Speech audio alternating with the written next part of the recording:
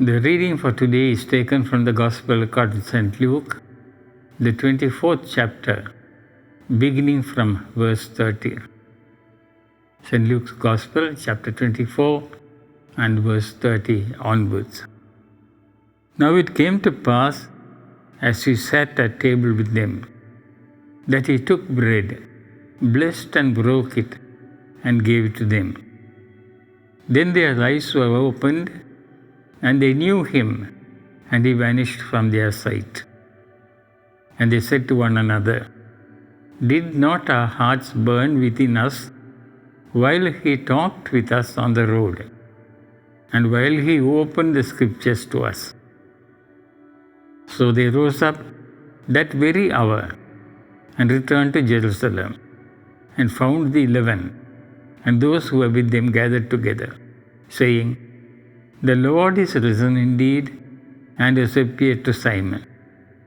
And they told about the things that had happened on the road, and how he was known to them in the breaking of bread. One of the great events after the resurrection of our Lord was his walking with the 2 disciples who were going towards Emmaus. More than the event itself, we should consider the effect of the event and make their experience our own. To shortly recap the event, on yesterday evening, 2 persons were on their way to a village called Emmaus.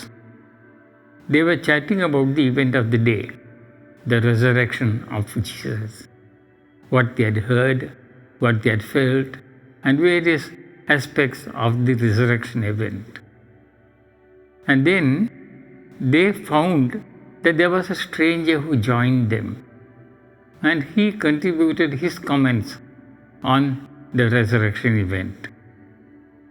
And then, as they were going towards Emmaus, they invited him to join them for a meal. While Jesus was with them, he took the bread, he broke it and gave it to them, and they identified him. And they asked a question, how is it that we did not recognize him as he was walking with us? They then went and met the disciples and others. And these 2 people told them how Jesus revealed himself to them and how they recognized him. It is their reaction after Jesus disappeared from the meal that I want to discuss with you and think with you. Our lives are full of events. Some are ordinary events, some are extraordinary. Some are happy events, some are sad events. We have our own achievements and failures. The negative ones, the depressing ones, the disappointing ones are all times when we should really see and experience the presence of Jesus in our midst. The conversation between these 2 men and the so-called unknown stranger, Jesus, culminated in an invitation for a meal. It is that meal at the beginning of the event, we read about their lives were prevented from recognizing Jesus.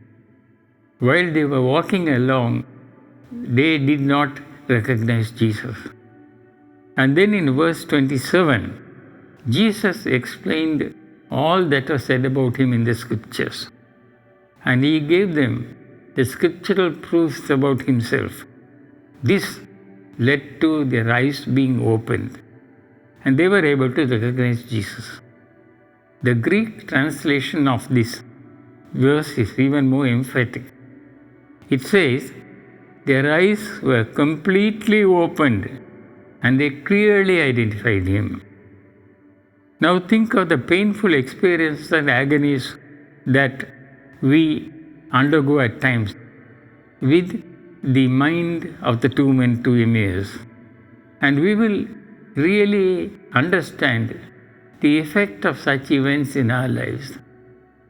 Now to just tell you, on March 22nd, 2020, what was your reaction when a lockdown was announced. In my case, it was a terrifying experience because I was alone at home and I didn't know how I would meet people, how people will meet me. And all these things put me off for a while. And even now, when I think of that event, sometimes I feel that it was a shocking event for me. Such events of bad news cause such a trauma in our minds. But I would urge you, let us not lose heart. When Jesus reveals himself to us through such disturbing events, we are at peace and we are empowered to share the good news of Jesus with others. And that's what we see from verse 33 to 35. We read, "They got up and returned at once to Jerusalem, and there they found the 11 and those with them assembled together. And then they said, 'It is true, the Lord is risen, and he has appeared to Simon.' Then the two of them told those who were gathered there all that happened on the way, how Jesus revealed himself with the breaking of the bread." What we need now is that we should allow Jesus to open our eyes when we fail to feel and see the presence of God around us. For this wholesome experience, we ought to invite Jesus into our situation. As our Emmanuel, he is around us, but we keep him at a distance and tell him, "Thus far and no further."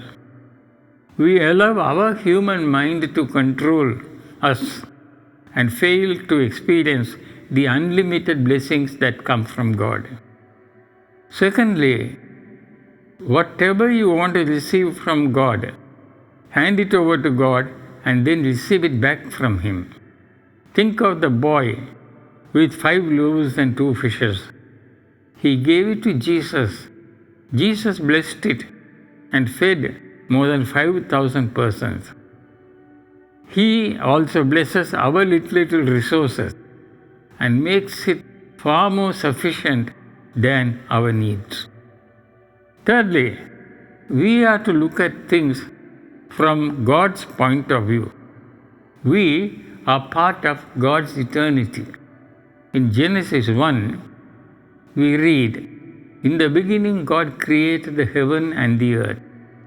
And then it goes on till Revelation chapter 21, where we read about the new heaven and the new earth.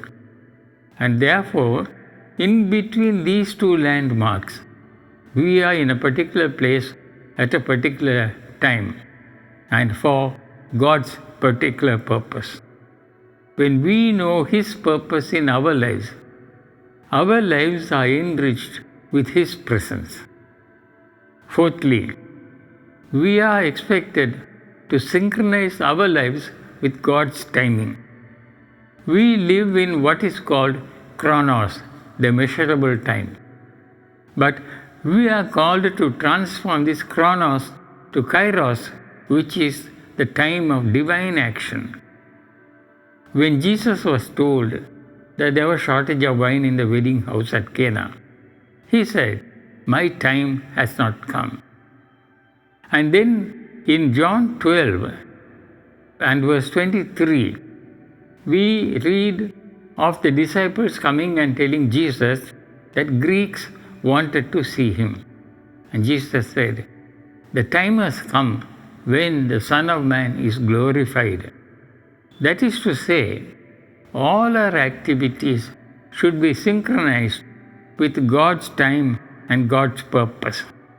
Look at Mary by the graveside. She could not recognize Jesus. She thought he was a gardener.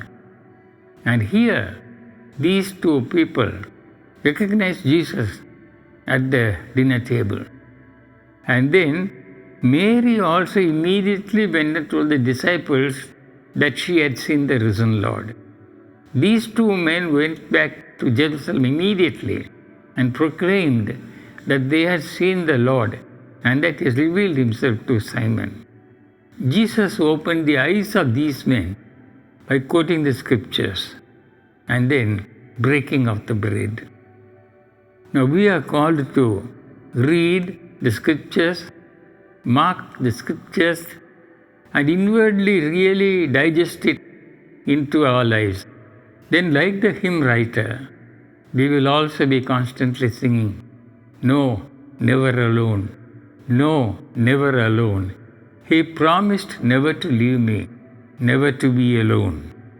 And it is my hope that by these words, you will be strengthened to really feel the living presence of our Lord in your lives. God bless you all.